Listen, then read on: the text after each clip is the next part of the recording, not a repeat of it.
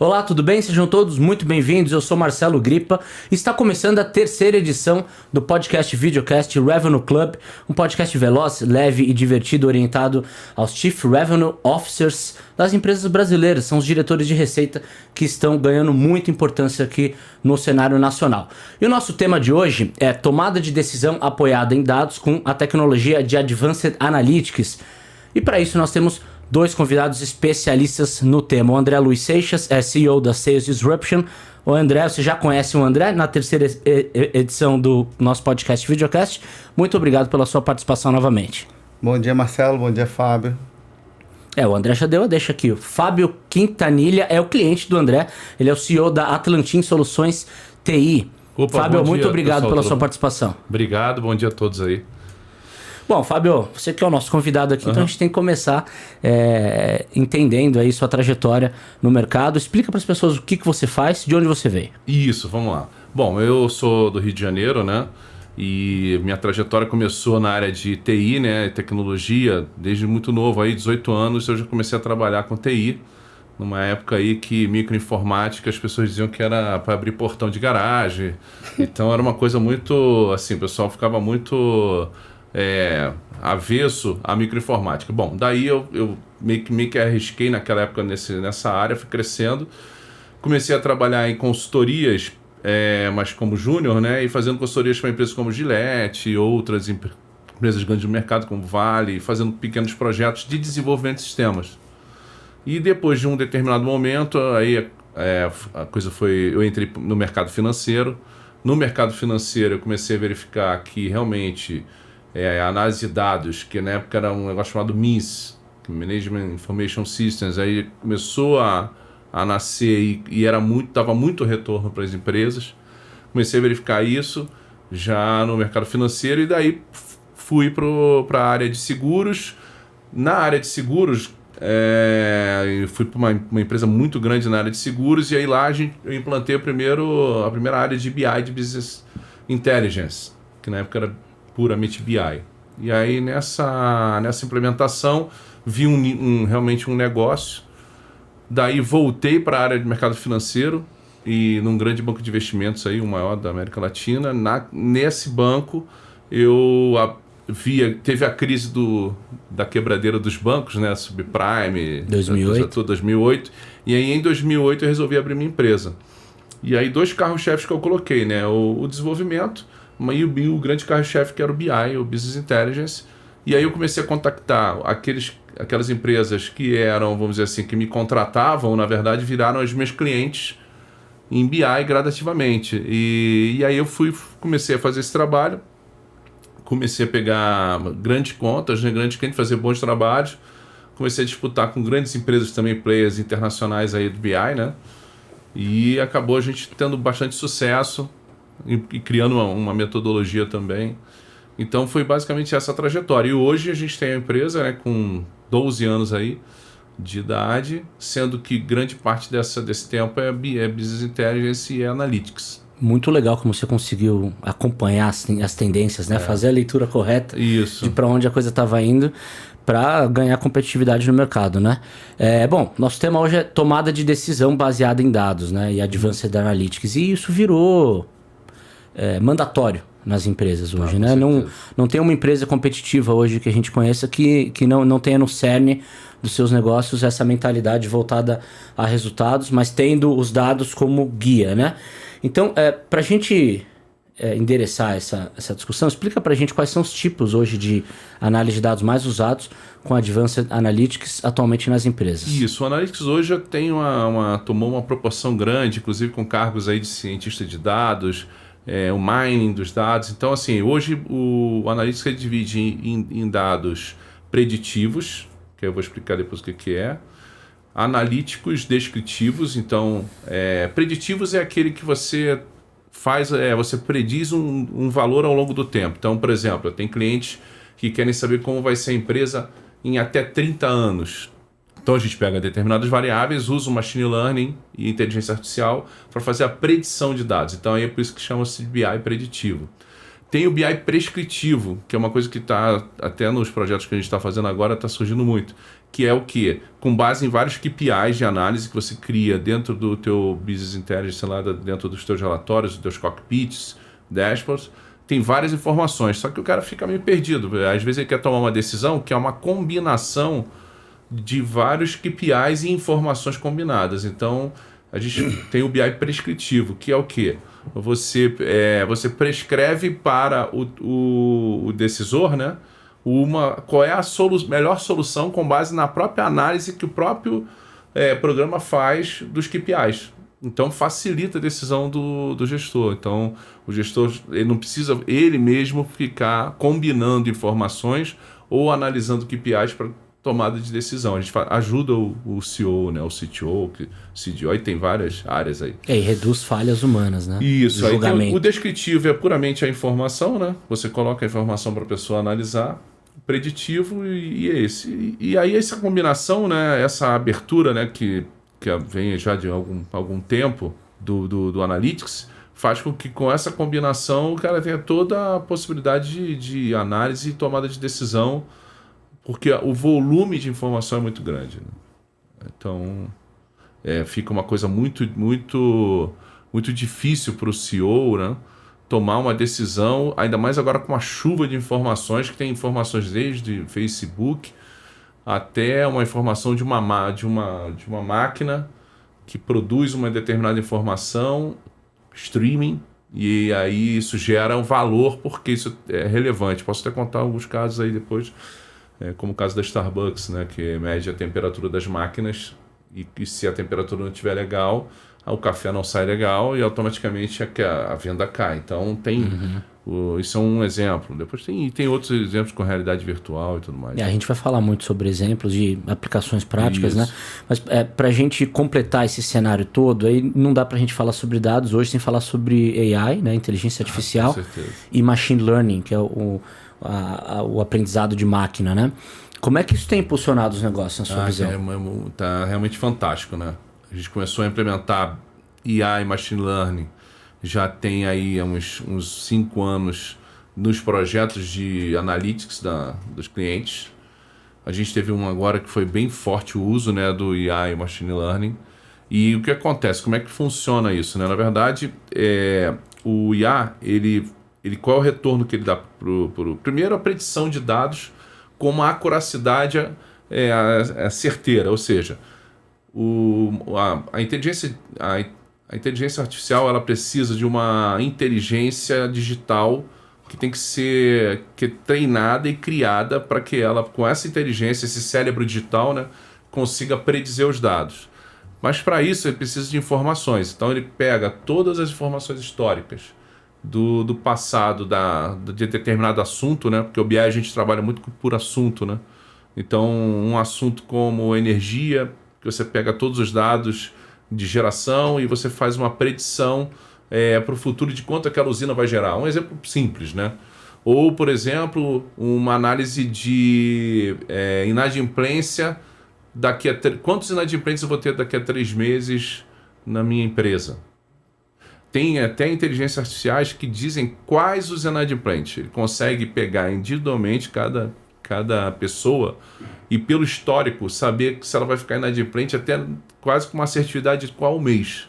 Então já vi BI inteligência artificial desse nível. Então isso agrega muita informação, porque ele faz a análise histórica e ele garante o mínimo de acuracidade, porque esse modelo matemático que faz o cérebro, ele também testa com o passado, ele faz um backtest, que é chamado backtest, né? E verifica se aquilo que ele está predizendo para o passado bate com o passado real. E aí, com isso, ele tem um percentual de acuracidade do futuro. Então, hoje tem modelos com 30%, 40% de acuracidade.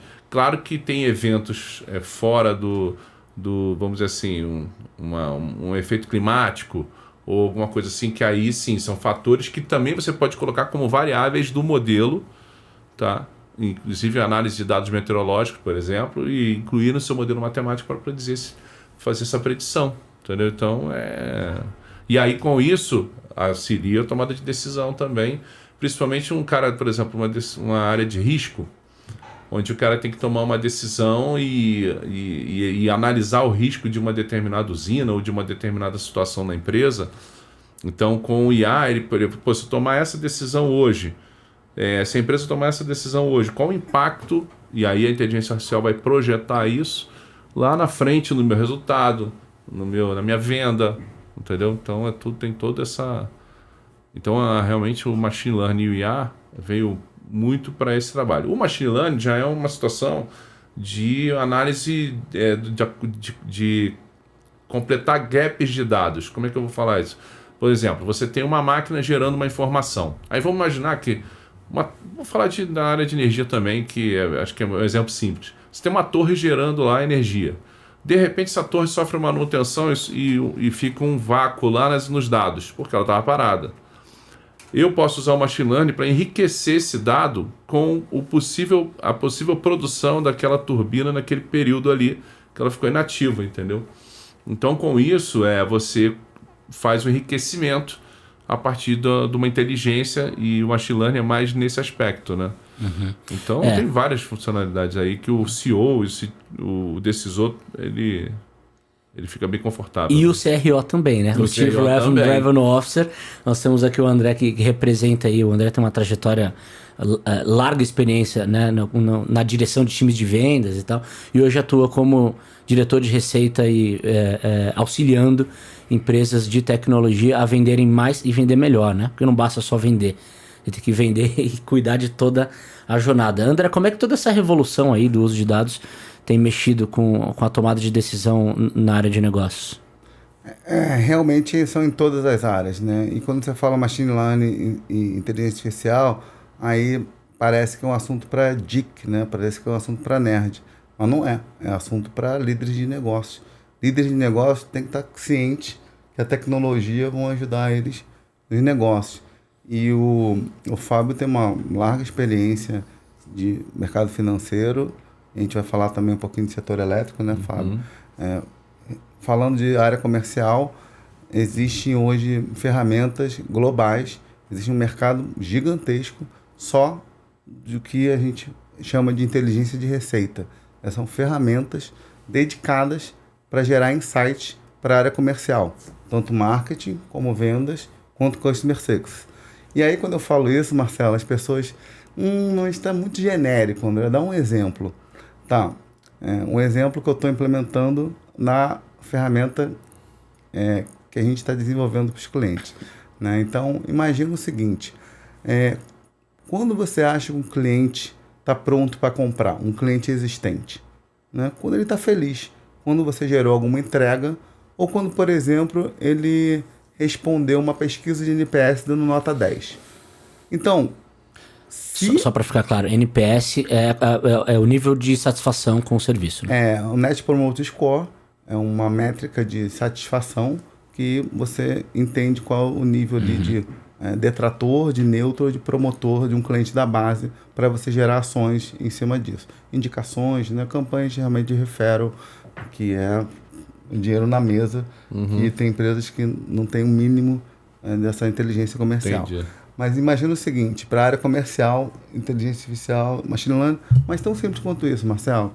Imagina se você tem a noção de quando você faz uma entrega para o cliente fica feliz, ou quando o cliente dá uma nota 10 no NPS, que é uma pesquisa de satisfação. Não é o momento ideal para você gerar uma venda, fazer uma proposta para o cliente? Só que a área de Customer Success, se estiver desconectada com a área de marketing de vendas, isso se perde.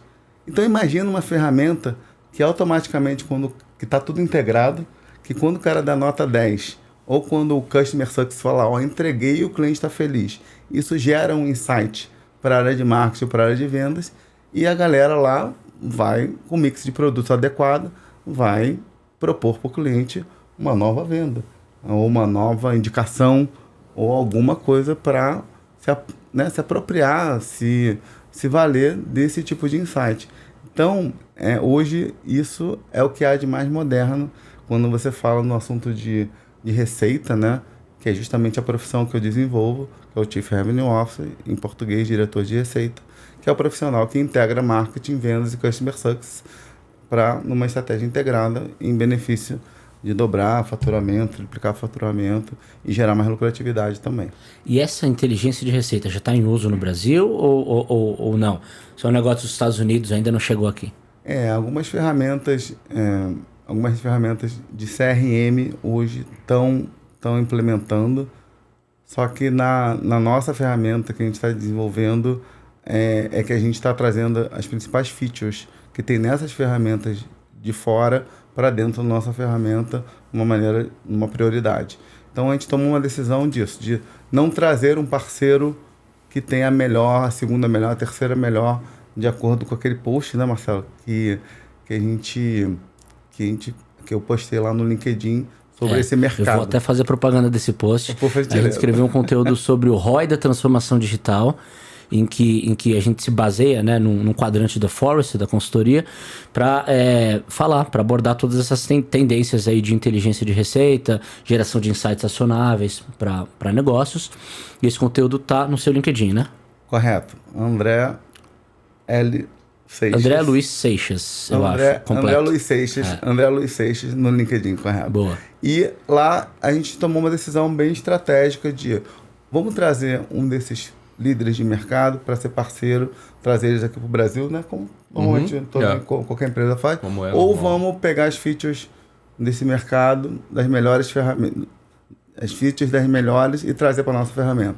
A gente tomou a decisão de fazer internamente e a gente está implementando essas ferramentas para os nossos clientes também. Muito bom. Você falou em implementação, quero voltar para o lado técnico com o Fábio aqui, para saber quais são as boas práticas hoje de implementação de um projeto de Advanced Analytics, Fábio. Olha, primeiramente, eu acho que fundamental é você entender que você vai fazer esse projeto a 4 mãos.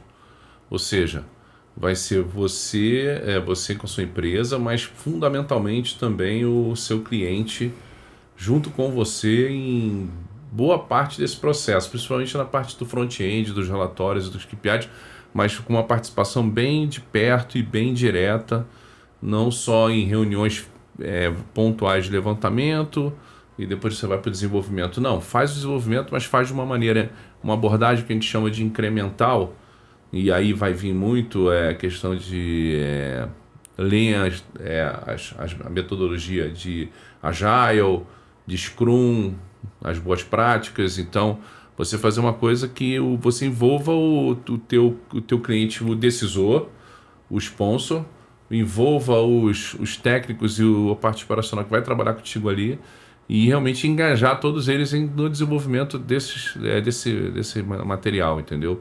Por quê? Porque eu tenho que realmente extrair do cara todo o conhecimento dele, ele tem que se sentir pai daquilo ali, ele não pode ficar estanque em caixinhas, né, nesse processo. Então isso é fundamental. Inclusive, Fábio, só te interrompendo, essa é uma das tuas fortes, né? Gerenciamento de projeto. O grande forte nosso é o gerenciamento do projeto. Aí vem a questão, como o André está colocando também, que aí a gente é bem forte nisso, porque também a gente tem uma disciplina na execução. Então, prazo dado, a gente tem que cumprir o prazo e tem que entregar o escopo. Assim, a gente persegue muito os resultados. Parece meio óbvio, mas alguns projetos que a gente já pegou, que eles não aconteceram por por um certo relaxamento e não ter essa disciplina de execução, entendeu? Disciplina de execução é exatamente assim, você estreitar e colocar suas metas curtas, semanais de entrega, entendeu? E fazer uma abordagem que a gente chama pelo menos para o BI funciona muito bem, que é a abordagem incremental de assuntos, ou seja, um Business Intelligence, um Analytics, se você fizer um modelo da empresa, como quero fazer todo o modelo de todas as áreas da empresa entregadas agora no primeiro momento, isso não funciona. A ideia é você pegar uma área, faz um piloto, desse piloto você fecha essa área, desenvolve ali o BI departamental. E daí você vai crescendo esse BI de maneira incremental, em incrementos de assuntos que o CEO acha relevante ou que o grupo, os C-levels, se reúnem e dizem, eu tenho esses problemas de análise de dados e de decisórios. Eu quero atacar esses pontos. E aí você foca nesses assuntos de maneira incremental, fazendo a implementação incremental do Analytics. E qual que é esse ciclo das melhorias incrementais? Porque a gente conversou com o Padovani no segundo episódio aqui. Eu achei muito interessante porque ele se vale muito na Shipper, né, que é a empresa onde ele trabalha, do Weekly Business Review, né, que é a metodologia da Amazon. Ótimo. Então você que é um especialista pode falar. Não. Mas só explicando, é uma metodologia em que os times se reúnem semanalmente para saber o que funcionou, o que não funcionou e fazer esses ajustes rápidos. Em linha com a metodologia ágil. Isso, para dar conta do recado. A gente faz uma reunião diária com a equipe e uma semanal nesse aspecto também, com esse foco também. Mas não só esse também, analisando, é tipo uma análise do que aconteceu na semana, o que tem, principalmente o que está travando o projeto ou o que foi encontrado de problema que está levando um pouco mais de tempo para aquele analista, né, que está desenvolvendo, ou até o cliente, né, o analista operador, também tem dificuldade do lado de cá e do lado de lá. Com a relação estreita, você consegue ter um nível de relacionamento com o teu cliente na qual ele joga com você. Então, por exemplo, ele não vai ficar enrolando e dizendo para você, eu jogando para você o problema, quando na verdade o problema está com ele. Ele vai ser transparente com você. Então, aí você consegue, quase nessa transparência dele, você consegue entender o que ele está te colocando, ajudar o cara também. Você pode ajudar o profissional a se desenrolar daquele ponto com o teu conhecimento, ele com o conhecimento dele também ajudar você a também sair daquela situação crítica, pensando fora da caixinha, pensando outras... E aí você vai tirando da frente os pontos que travam o teu cronograma, que travam o teu trabalho. E essa reunião semanal, que aí envolve o cliente também, tanto a equipe quanto o cliente, primeiro a gente faz uma semanal com a equipe, depois essa semanal a gente estende com a equipe do cliente também. E ali a gente faz um fórum de qual o problema que está acontecendo. Estou dependendo dessa informação de uma determinada área de suporte. Não, então o diretor, mas eu realmente recebi a tua informação por e-mail, mas cara, não corri atrás, vou correr agora, porque isso aqui não vai atrasar nosso trabalho. Então, todos esses pontos a gente dinamicamente a gente vai resolvendo, e aí esse é um diferencial nosso, por isso que a gente consegue entregar os projetos no prazo, então pega projetos que não foram entregues e puxa esses projetos e a gente termina. Já era uma característica antiga nossa, a gente pegava projetos que realmente a coisa não andava bem e resolvia o problema e implementava e o cliente fica satisfeito, né? Aí, André, tu vê na tua parte... Sabe o que você falou é o seguinte, né? Reunião diária, reunião semanal. Isso hoje em dia já virou... não é moda, né? Mas tem que fazer. Tem que fazer. Não... Porque antigamente os projetos eram projetos estratégicos de anos, e aí agora não tem projeto estratégico de 10 anos, porque tive uma pandemia, cara. Olha como a gente aprendeu com a pandemia.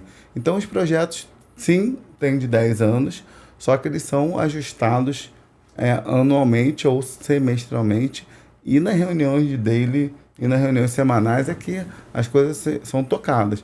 No caso do Fábio, como é projeto, é um pouco diferente da área comercial. A área comercial é basicamente o que o Gabriel conversou lá com a gente, né? E existe um planejamento estratégico. Então vamos supor, né, que de números. Vamos falar que o planejamento estratégico é faturar 1 milhão na última semana do 12º mês. Na semana imediatamente anterior é faturar 950. E na semana anterior, 900. Qual que vai ser na semana que vem, gente? É faturar 100? É faturar 100. Vamos faturar 100. Não conseguiu faturar 100. Qual é a meta do 150? Vira 150. Aí acumula. Então, a rotatividade, tanto de projetos, né, quanto de gestão comercial, hoje é diária e semanal. É interessante que eu fui eu visitei um potencial cliente essa semana e perguntei a ele, vocês imaginam que vocês estejam em fase de planejamento para o ano que vem, né? Ele, sim, estamos, mas a gente está sempre em planejamento. Sempre planejamento. Então não tem mais essa questão de planejamentos muito longos e inflexíveis, isso que é o mais importante, né? Tudo é dinâmico. Tudo pode ser mudado. E por quê? E por quê? A gente está em indústrias muito clássicas, né? Muito tradicionais, como o setor elétrico, mas a gente também está em indústrias bem inovadoras como varejo. E tecnologia. E aí, qual a empresa, por exemplo, que mais cresceu de tecnologia? É a Amazon.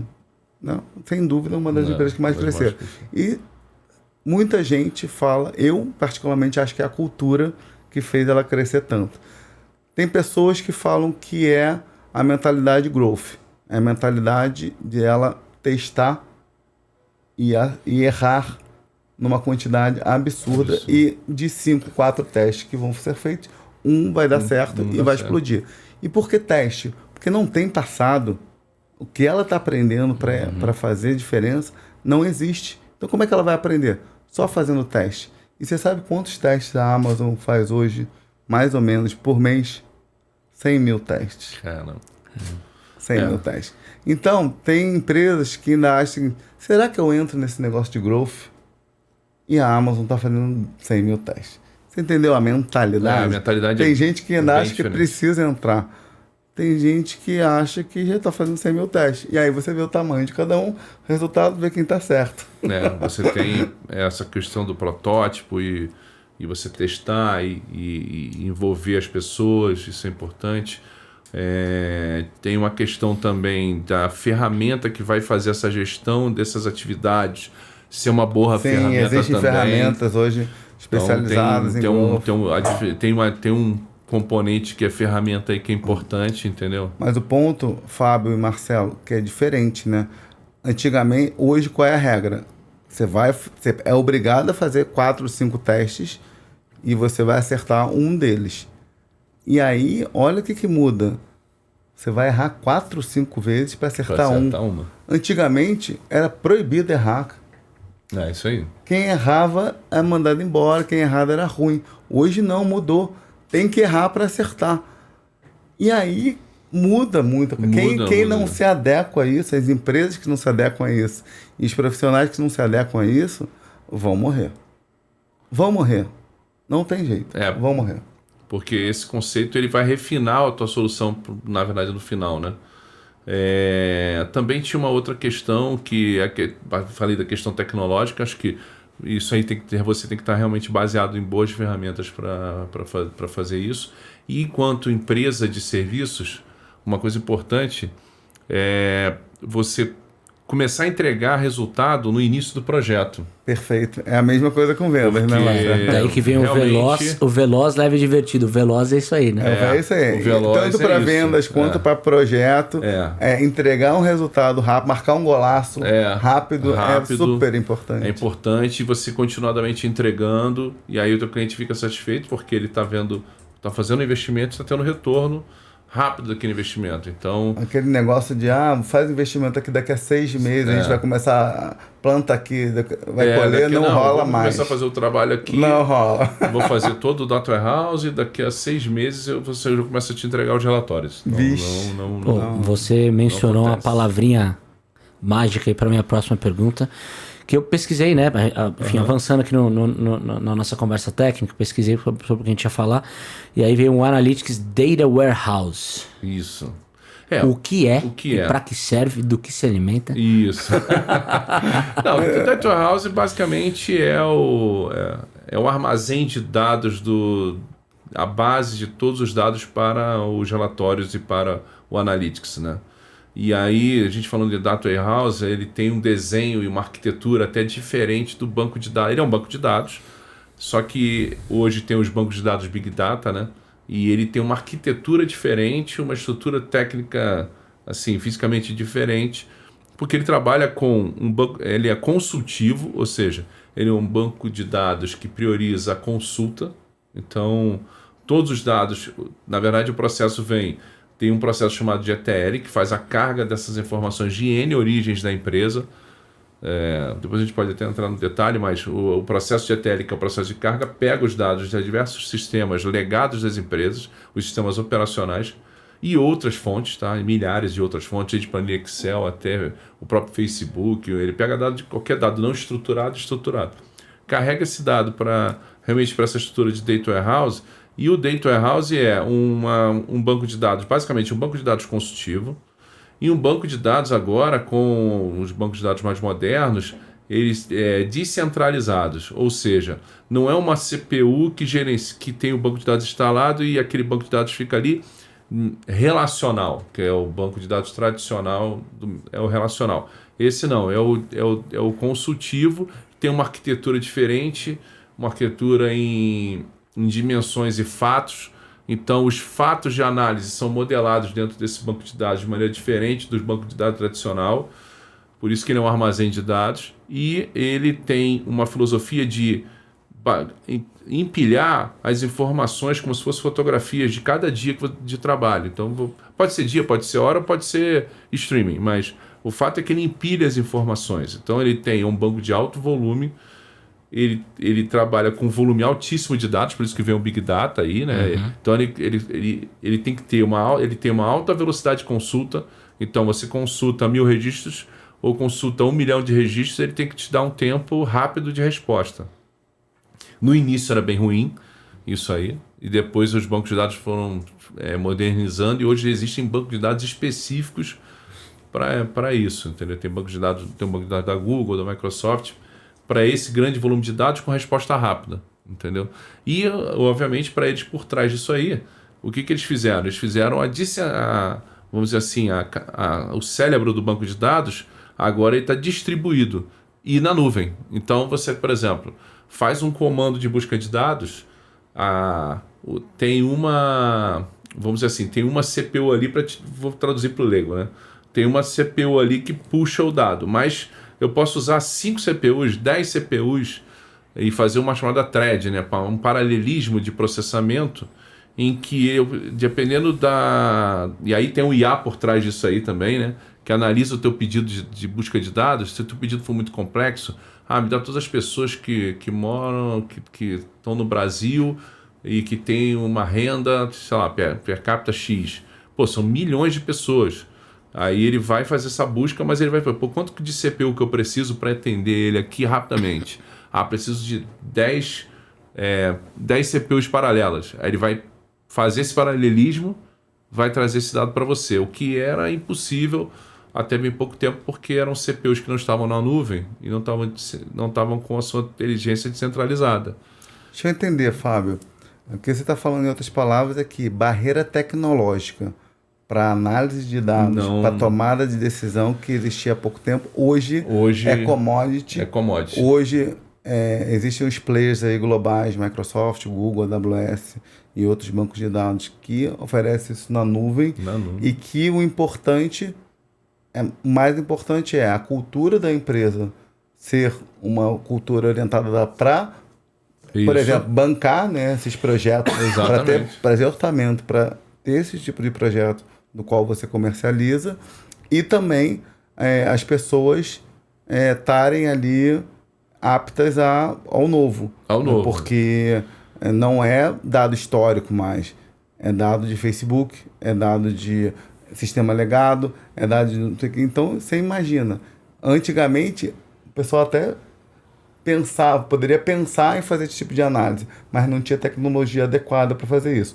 Hoje, o mundo revolucionou, tecnologia não é o problema. Viabilizou. A inteligência, o cérebro, hoje em dia, é o que está mais difícil de você utilizar, né? Porque as pessoas que conhecem esse tema hoje cobram muito, né? Tá muito caro esse tipo de profissional e, particularmente, eu conheço poucas empresas que fazem isso de uma maneira tão consultiva e tão nichada quanto o Fábio faz. Isso é muito legal, porque dado é uma coisa, insight é outra. Isso. Né? E tem um elemento humano por trás para gerar esses insights que sejam inteligentes. Isso. E aí o analista está caminhando exatamente para fazer pré-insights ou ajudar nesses insights. E aí a inteligência artificial tá aí para isso. E essa questão do volume de dados, agora com a questão da predição de dados, ou seja, predizer dados para frente, você aumenta cada vez mais o volume e cada vez mais você precisa de mais retorno mais rápido. E as empresas hoje, como a Google, como a Microsoft, elas têm os produtos que estão atendendo essa demanda, que antes não tinha. Então você tem hoje um retorno, um poder de processamento muito alto. tanto a nível do banco quanto de capacidade, né? E com custo também adequado. E com custo adequado.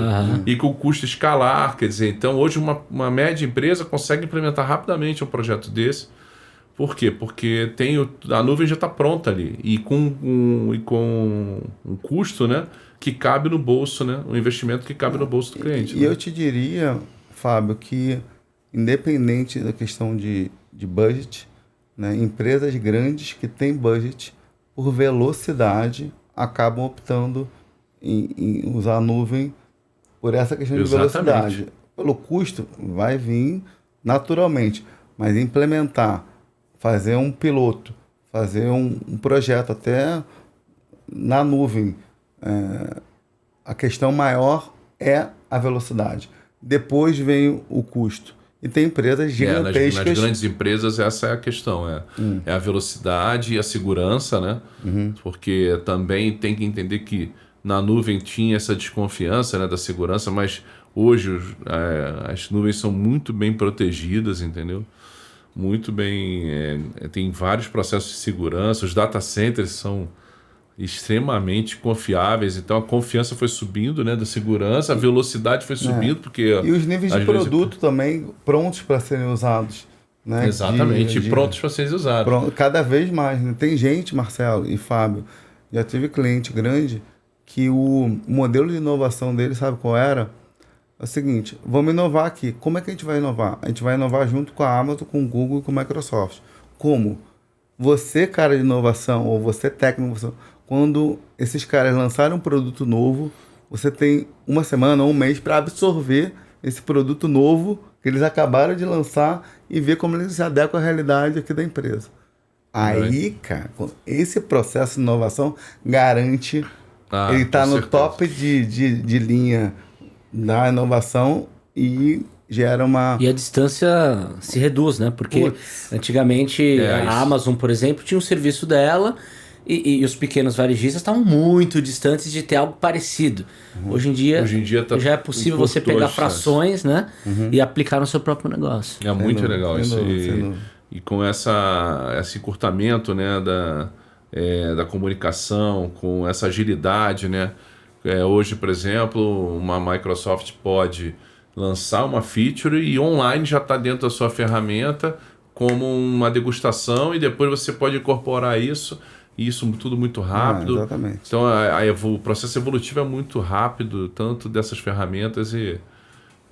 por exemplo, todo mês sai uma nova versão das ferramentas. Em tese, normalmente é isso. E essas versões vêm com mais novidades, mais... por exemplo, tem funções ou coisas que você desenvolve lá e gastou um X tempo e que, de repente, numa release, numa próxima release já vem a feature pronta. Então, a coisa evolui muito rápido. Eu quero colocar em perspectiva aqui, porque o André falou que tecnologia é commodity, né? E você falou da importância da metodologia ágil, enfim, da execução e da gestão, né? Para a gente ter uma entrega perfeita, como é que você combina? Qual que é o papel humano nessa história toda? Eu acho que o ser humano, principalmente, ele tem que ser... E aí eu acho que o humano é o fundamental, entendeu? Da minha experiência como CEO da empresa esse tempo todo, acho que o que faz a diferença é o ser humano. Então, exemplo, o cara tem que ser uma pessoa disciplinada, tem que ser uma pessoa focada, então, tem que ter esse core, né? A pessoa tem que entender que ela tem que ter esse core business, vamos dizer assim. Eu sou o Fábio S.A., entendeu? Então eu tenho que entender, a relação mudou, entendeu? Então nesse aspecto o ser humano faz toda a diferença se ele tiver esse foco, essa disciplina. E no caso da área de tecnologia, o cara está se atualizando o tempo todo e rapidamente. Então é difícil achar esse tipo de profissional. Algumas pessoas têm dificuldade em estar se atualizando. Eu vejo muito isso. Profissionais que chegam a uma determinada idade ou se acomodam. E a pessoa não pode se acomodar. Ela tem que entender. Long life learning, né? Exatamente, né? E uma coisa, complementando o que você falou, do seu ponto de vista de CEO, né? Pode parecer básico isso para algumas pessoas, mas ontem eu estava com o João Kepler lá no evento e uma das discussões que vieram é o seguinte: conclusões, na verdade, discussões sobre o ponto de vista de pessoas. Então, bom, o assunto foi o seguinte: as pessoas que fazem resultados, né? As pessoas que fazem resultado para as empresas. Então, o CEO, cuide das pessoas, cara. É isso. Não cuide da operação, não cuide do financeiro, cuide das pessoas, que essas pessoas vão cuidar do financeiro, vão cuidar do... E uma coisa também recente, e a Amazon está muito certa em colocar lá como o primeiro item da cultura dela, Customer Obsession. Eu concordo com Customer Obsession, só que eu acho que os funcionários têm que estar em primeiro lugar em todas as empresas. Eu acho que porque o funcionário feliz, o cliente está feliz. Acho que é uma pirâmide que as pessoas estão no topo, né? Por pessoas, processo e tecnologia. Então, as pessoas é fundamental. Nas culturas de alta performance aí, até uma que eu trabalhei diretamente, cara, o foco é a pessoa. E a pessoa tem que performar e não tem que ter privilégios entre uma pessoa e outra dentro do mesmo grupo de trabalho, que não seja a produção dela e o que ela está entregando, e a criatividade, a inovação. E o CEO dá artefatos, condições para ela performar. Quanto mais ele perceber que essa pessoa que tem esse diferencial, ela tem que dar mais recurso, mais... Ou colocá-la no lugar correto. Colocá-la no lugar correto. Isso e colocar no lugar correto, falou muito bem, que é outro ponto fundamental, né? Às vezes ela está no lugar, ela é boa, mas ela não está no lugar correto. Isso é fundamental. E realmente valorizar o profissional e ser justo ali numa relação de que a pessoa veja, não, realmente, iria melhor, ele está recebendo uma promoção, eu não, mas ele reconhecer que, o cara é muito bom. E ao contrário também. O cara não ser surpreendido que vai ser demitido. Isso. Porque lá tem os indicadores, porque ele não faz. Quando chegar na emissão, eu já sabia. Bom, ele não vai ter nenhuma surpresa na hora que ele Da mesma forma que a promoção. Para mim, que aí vira um processo natural. Ele é natural até para o cara que tá saindo. É justo para todo mundo. É justo para todo mundo, entendeu? Falamos sobre varejo, sobre tecnologia, mas você deu uma deixa sobre o setor elétrico. Isso. Eu quero aproveitar para a gente entrar na discussão. O que você pode contar sobre essa experiência? Na questão do setor elétrico, com essa evolução aí dos projetos que a gente foi fazendo de analytics, a gente entrou no mercado elétrico, no setor elétrico hoje, e aí nós entramos em as duas maiores empresas do país aí no setor elétrico, fazendo Business Intelligence e Analytics para determinadas duas áreas específicas, né? Risco e planejamento energético. Com isso, a gente criou realmente um cenário onde a gente começou a verificar que a gente estava entregando determinadas informações, determinados relatórios, determinados dashboards, que eram muito diferenciais e que serviriam também para qualquer empresa do mercado elétrico também, e tinha associado ao Machine Learning IA e associado a uma situação do mercado na época, que foi a entrada do que a gente chama de PLD horário, que foi antigamente a energia, o preço era mensal, né? O que regia o preço, a cotação, né? O preço era mensal. E aí agora o preço é horário. O preço da energia, os contratos podem ser feitos agora em regime horário também, que é uma determinação que veio há 3 anos atrás. Aí nessa virada a gente criou uma solução, né? Dentro isso no primeiro cliente grande, depois no outro, se aprimorou. É uma solução que já está preparada para PLD horário, esse é o primeiro ponto, e realmente um produto. Acabou agora, depois de um ano atrás, a gente olhando e falando, isso está realmente sendo praticamente uma suíte, né, de soluções, virando um produto para o mercado de energia. E aí vinha a parceria aí com o André, acho que o André pode falar um pouco também, né, que ele também teve essa visão. Assim... Qual é o diferencial de uma empresa média para uma gigantesca? Então você vai chegar numa mesa de compras, tá? Contra uma grande. Eu como uma grande. O Fábio contra uma grande. E aí compras e o cara técnico e os decisores vão estar lá do outro lado da mesa.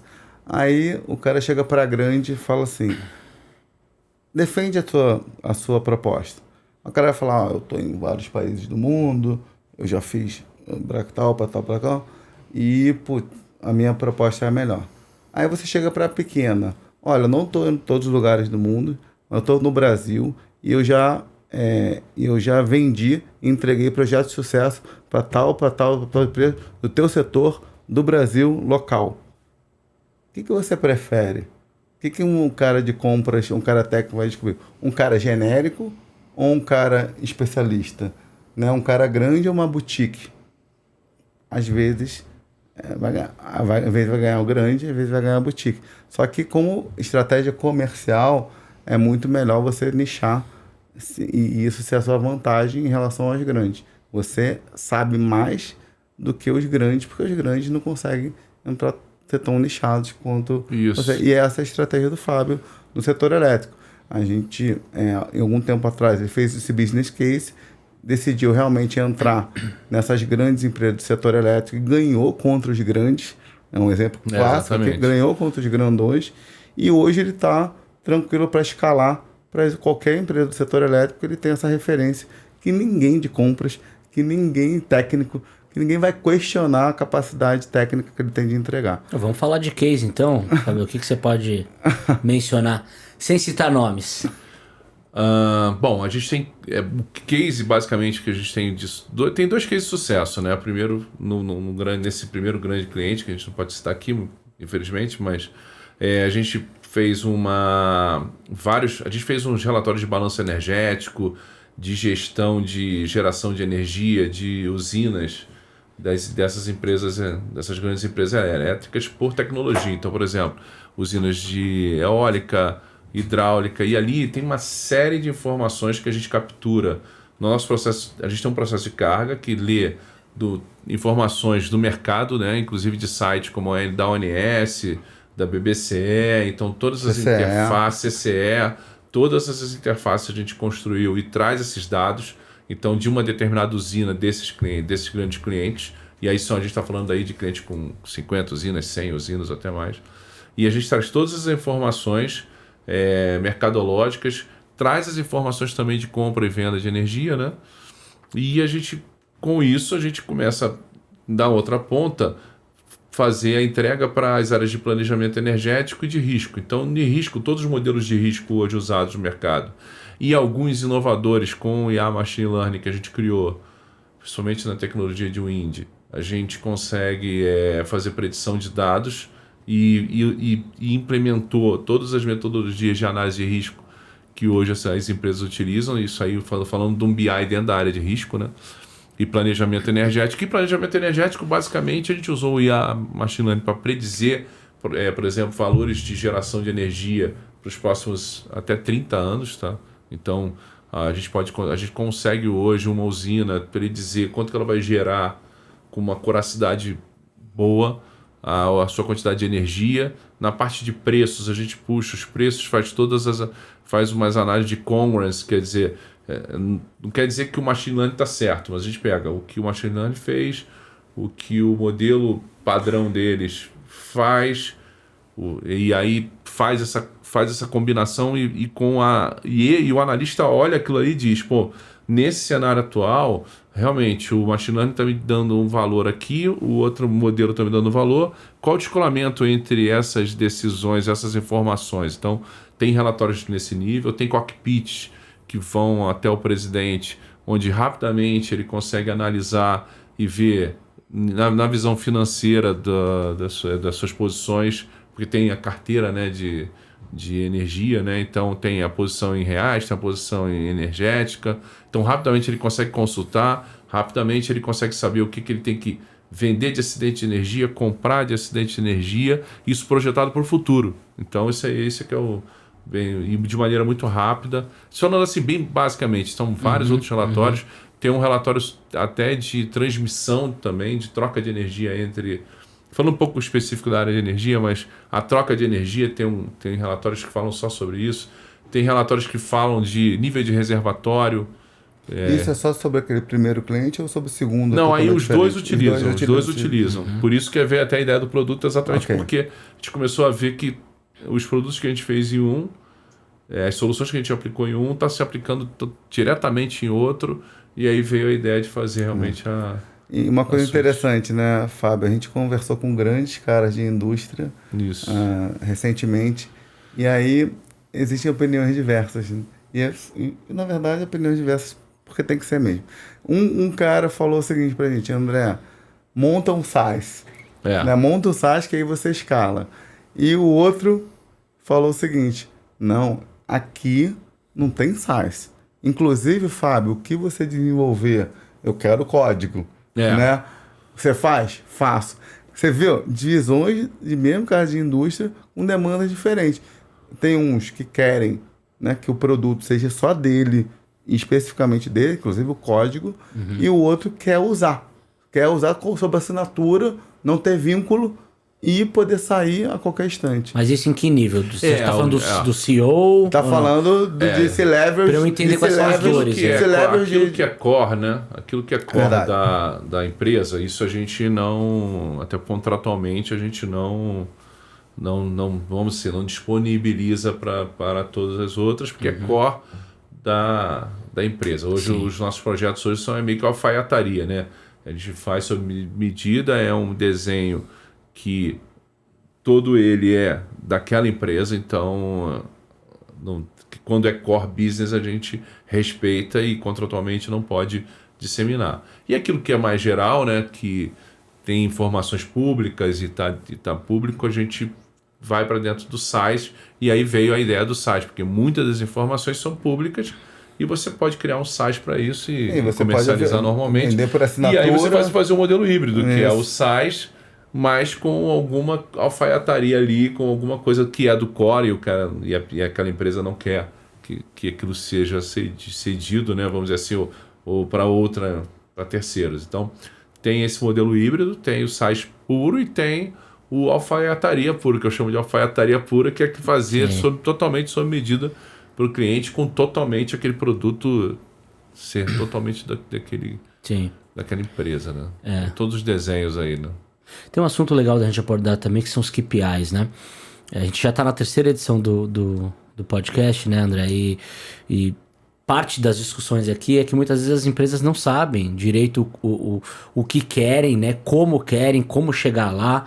Então, como vocês podem ajudar as empresas na definição dos KPIs, tomando como base os de dados? Bom,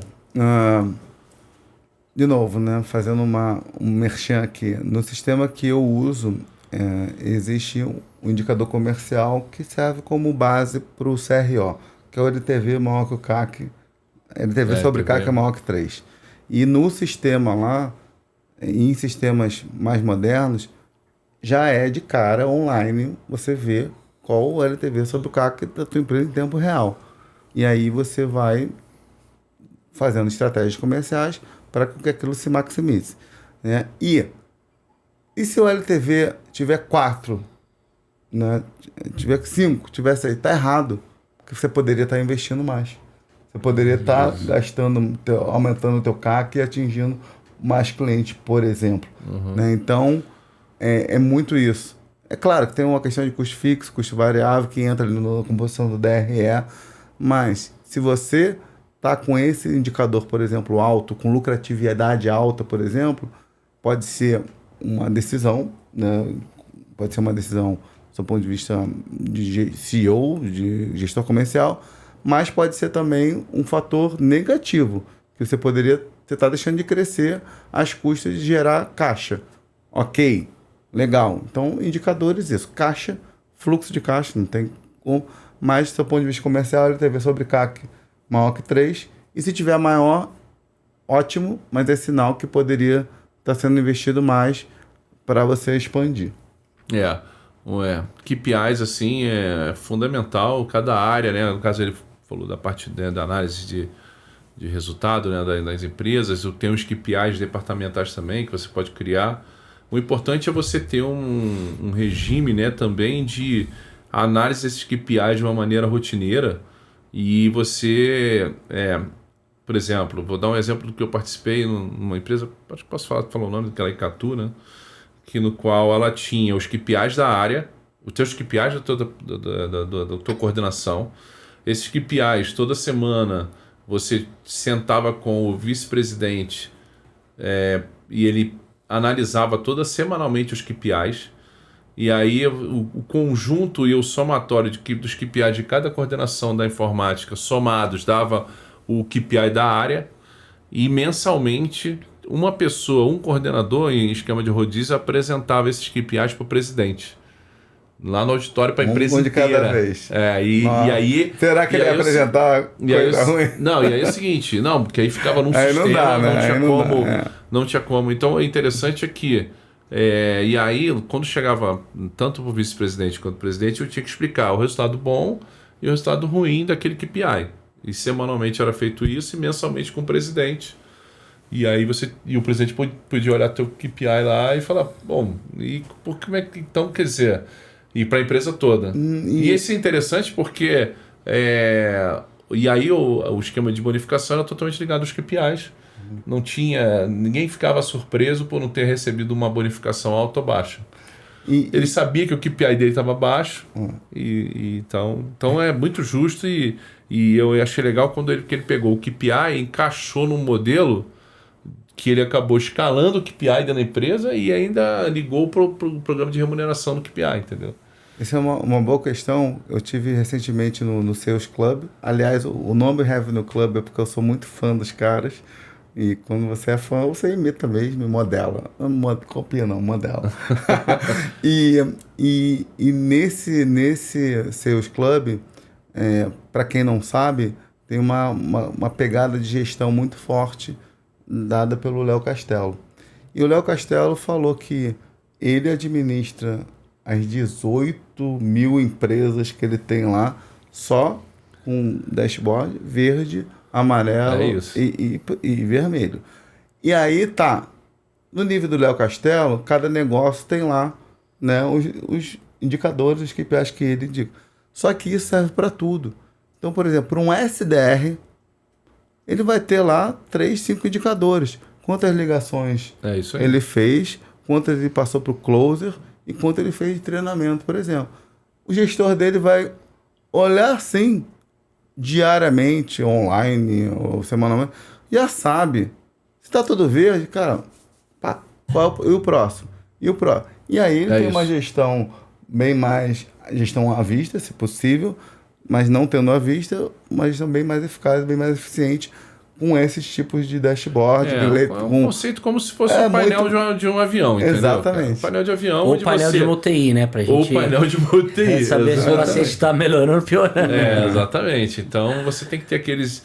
Aí você tem que estar com aquele controle e o preditivo e o perspectivo, né? Que o BI que também faz a análise para você, vai entrar ali também exatamente. Vai falar, mês que vem, esse cara tá verde, mas será que ele vai estar verde mês que vem também? Eu posso colocar um cenário aqui de se eu mudar esse valor aqui, se aumentar a venda aqui em tanto, esse é o preditivo, né? Se aumentar a venda aqui em tanto, e a gente vai falar um pouco, vou dar um gancho para você da parte de banco de dados, né?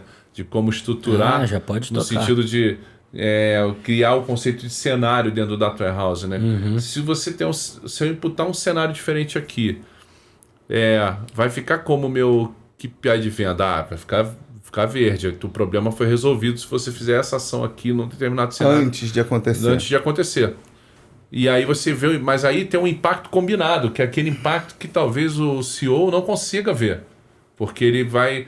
Porque é uma combinação de tantas variáveis que não dá para o cérebro não vai conseguir fazer essa combinação. Que a máquina é por isso que o Analytics é tão importante. O cara pode criar cenários de análise, ele pode criar vários cenários na nossa modelagem, não vou falar de todos, aí já é uma coisa que nós fazemos no nosso modelo, que é criar a figura do cenário, e esse cenário empilhado, você tem a sua empresa, você pode criar 5 cenários de análise com várias variáveis diferentes para você ver qual cenário se encaixa melhor para o futuro, entendeu? Qual que vai te dar o melhor resultado no futuro. E você pode fazer esse exercício. Principalmente aí veio muito de área de risco, né? Pô, se realmente o preço subir, o vento acabar e chover, ou então chover numa determinada região, como é que vai ficar a minha geração? Vai sobrar energia? Vai vender? Então eu já tenho que começar a me preparar aqui, porque eu vou ter que comprar energia, entendeu? Então, eu estou falando de energia, mas pode ser para qualquer coisa na empresa. Pô, se eu comprar você investir um parafuso aqui, como é que essa coisa vai... Como é que vai ser o impacto disso? Então, a gente tem estruturalmente essa questão dos cenários aí. E aí acho que deu para ficar bem claro. E os KPIs é basicamente o... Não, deu sim. Inclusive, estamos nos aproximando do final do bate-papo. O tempo voa, né? Quero pedir para vocês fazerem uma consideração final e um resuminho rápido do que a gente discutiu. O André do ponto de vista comercial e o Fábio do ponto de vista de tecnologia. Quer começar, Fábio? Pode ser. No caso da parte de tecnologia, acho que a gente navegou por todo o processo, né? Desde o início dos tipos de analytics, que é bem importante isso, né? Alguns CEOs não conseguem entender, às vezes, é só demonstração de dado na tela. Não, é muito mais do que isso, né? Então a gente falou também depois de IA Machine Learning, que é realmente uma revolução. Isso aí não tem limite, isso aí vai chegar num... dá para fazer um podcast só disso, inclusive... aproveitando aqui, vai ter o nosso podcast, o PodTecno, né? Onde a gente vai aprofundar esses itens também, e vocês estão convidados também para participar. Depois teve a parte do Data Warehouse, que a gente falou, né? Que é a parte de como modelar e como também, também montar projetos de BI de sucesso, como as boas práticas, né? De projetos de BI, por exemplo, você sentar envolver os usuários, envolver o sponsor, envolver as camadas decisórias da empresa para um bom BI e sair tudo, basicamente, um trabalho conjunto e rápido ali. A gente falou de ferramentas também e falou sobre na área de energia, né, elétrica, a gente falou sobre a solução, que é uma solução que a nossa empresa está realmente montando junto com o André também, e aí a gente querendo fazer uma solução SaaS aí para o mercado de energia, onde a gente entende que vai ajudar muito o mercado, né?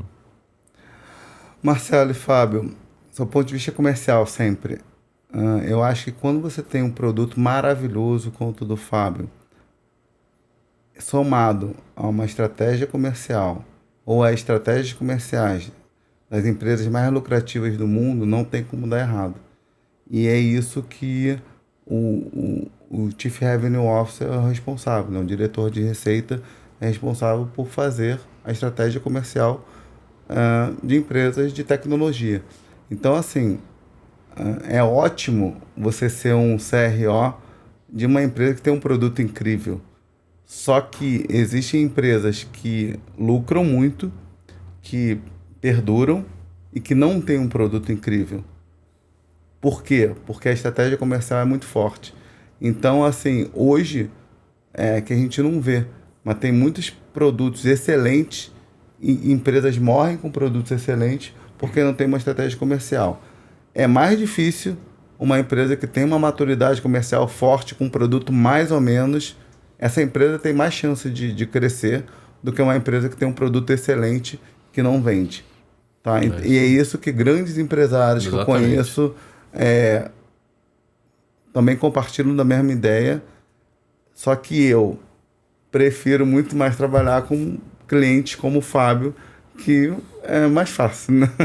Então eu não vou... É a questão do menos esforço, mais impacto. Então a minha preferência e hoje está sendo investir em trabalhar com clientes como o Fábio. É isso aí. Muito bem, encerramos aqui a terceira edição do podcast Videocast Revenue Club. Veloz, leve e divertido, um papo sempre descontraído sobre geração de receitas, né? E orientado para os Chief Revenue Officers, os diretores de receita das empresas brasileiras. Agradeço imensamente a participação do André Luiz Seixas, CEO da Sales Disruption. Obrigado, André. Obrigado, Marcelo. Obrigado, Fábio, pela participação. Até o meu próximo lá no teu, né? É verdade. E agradecendo, né, o Fábio Quintanilha, CEO da Atlantin Soluções. Fábio, muito obrigado. Obrigado a vocês, foi excelente aí. Parabéns pelo podcast. E estamos à disposição aí, o nosso podcast aí, PodTecno, também, vocês estão convidados. Muito bem, ficamos por aqui. Até a próxima.